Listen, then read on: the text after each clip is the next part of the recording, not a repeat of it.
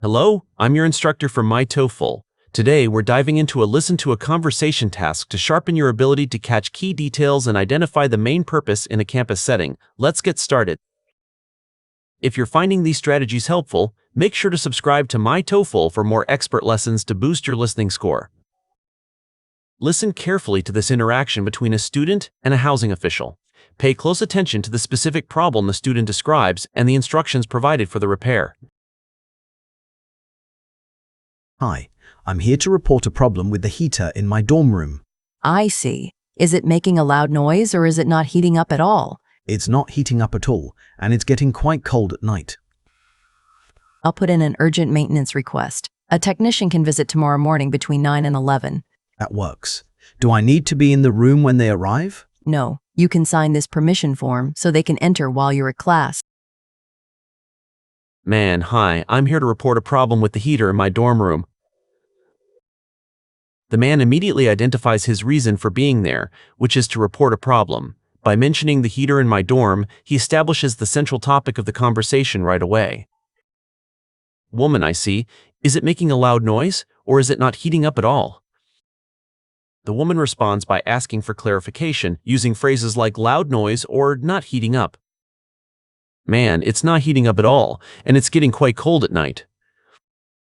The man clarifies the situation, stating the unit is not heating up at all. He emphasizes the urgency by noting that it is getting quite cold, which explains his need for a quick resolution. Woman, I'll put in an urgent maintenance request. A technician can visit tomorrow morning between 9 and 11. The woman offers a solution by promising to put in an urgent maintenance request. She provides a specific time window, tomorrow morning, which is a key detail you might be asked about later. Man, that works. Do I need to be in the room when they arrive? The man asks a logistical question about whether he needs to be in the room. This shows his concern about his daily schedule and how it overlaps with the technician visit. Woman, no. You can sign this permission form so they can enter while you're at class.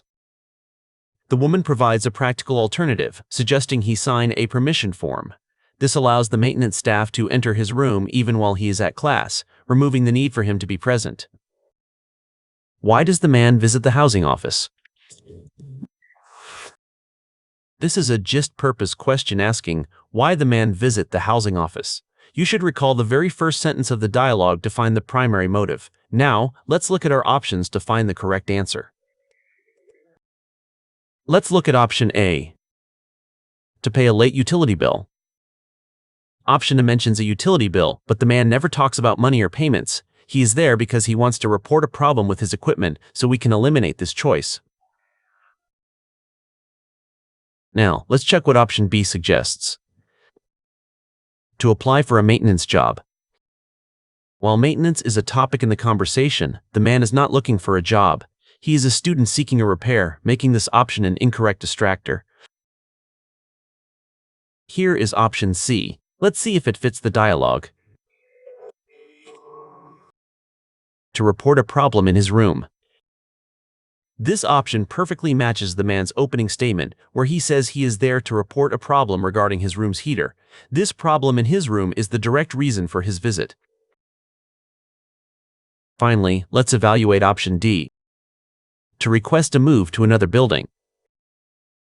The man wants to fix the heater in his current room, not move to another building. Since relocation was never discussed, this is an incorrect choice.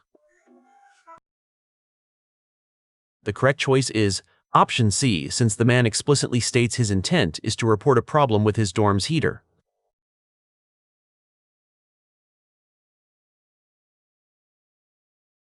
What does the woman suggest the man do?